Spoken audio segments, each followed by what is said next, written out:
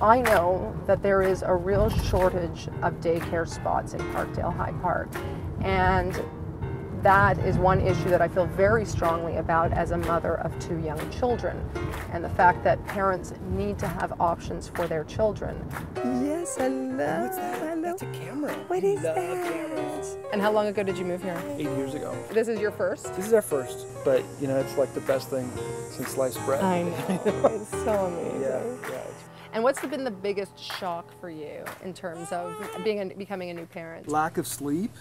Definitely, you just can't understand how little sleep you will have. And is there anything else? Because I know when I had my 2 children, everything changed about how I looked at things. You know, I have a 5-year-old with asthma, and for me, having clean air all of a sudden got all that more important because we couldn't go out. You know, we've been lucky. She hasn't had any issues health-wise.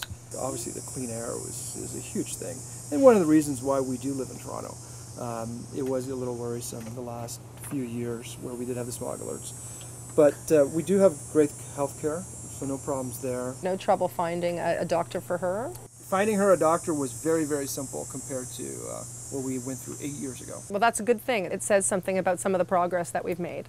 Completely true. All right. Well, tell me about what's been going on in terms of daycare. It seems very scary to us because it's a big unknown. You would think that there would be so many more spaces available because there'd be so much more demand for these spaces.